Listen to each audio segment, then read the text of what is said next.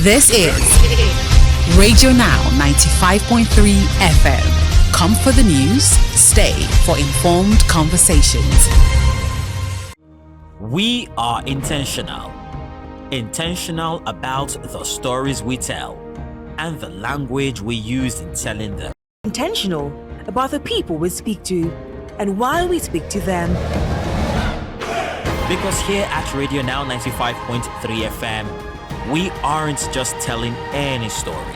We are telling your story. And your story is all that matters. This is Now Breakfast. The death toll following a flood in Mokwa, local government area of Niger State, has hit 151. These numbers were confirmed in a statement to the press by the spokesperson of the Niger State Emergency Management Agency, Ibrahim Husseini.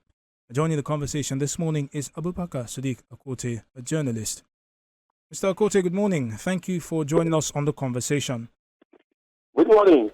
Right, so the death toll from this unfortunate incident, as we have seen reports, has crossed 150. Can you give us a sense of how accurate these numbers are? Right now, the death toll is actually 153. That's the official figure from the State Emergency Management Agency. However, the relatives and survivors of the flood said the number was even more than that. Can you describe for us the state of things in this local government area? Has the water level receded?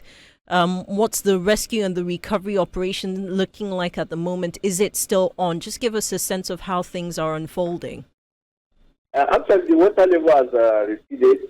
The one thing is that this water that flooded the Mokwa town, and I claimed several lives, came from yet to be established source. Because there's no any large body of water around the area. Although the area has lots of valleys and so it caught people by surprise. Seeing the water that fateful money and to that extent that has also washed away several houses, more than 300 houses. Interesting that you say that, because we have seen flooding in Mokwa before, although I think there was a flood last year, 2024, where we understand that some farming communities were destroyed. Floods have been recorded in 2020, 2018, 2016. So the community has seen water before, water at this level. No, the difference between we are talking about this is water Mokwa town now, the headquarters of local government. By location, the local government water is not in any direction towards any body of water. The one that happened last year happened in villages and communities in Mokwa. The ones that are in riverine, the riverine communities where those affected, even by the latest one that happened in April this year. But this surprising one now happened at local government headquarters, where you have hundreds of, thousands in visitors. Hello, Mr. Okote. Yeah. Hello? Hello, can you hear me? Oh, yes, we can hear you now. We lost the tail end of what you were saying. So you were describing quarters. You said that you have, I think you were saying hundreds or thousands? The location of headquarters is not anywhere close to any large water body. The flood you talked about before happened in riverine communities. The ones close to River Niger and all that, close to dams. And when the hydroelectric power dams discharge their water, it moves directly to those communities. But this one happened in the local government headquarters, which is surprising. So, Mr. Akote, can you talk to us about the rescue efforts? How far have they gone? Just give us a sense of what the State's Emergency Management Agency has been doing to help residents who were affected by the flood. Unfortunately, as I speak to Mokwa yesterday, and the rescue operation is actually quite surprising. It's done manually because on Saturday night, 2 bodies were recovered in a culvert. One of the culvert that was seated by the flood.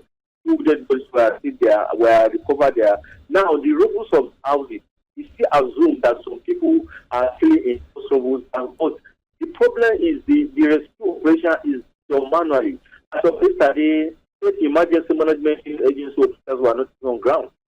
And where is I called them. They said they are coming in.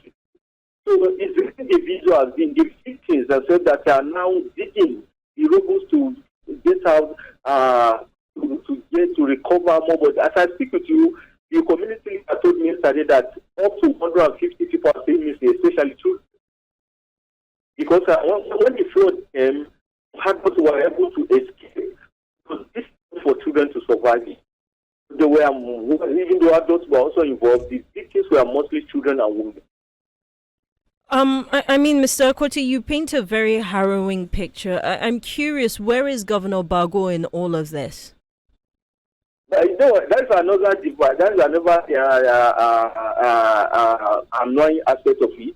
As of it, the day this thing happened was the governor on Ash, which many people. Mr. Akote, apologies. The connection keeps dipping in and out, so we're not hearing what you're saying clearly. Perhaps an adjustment.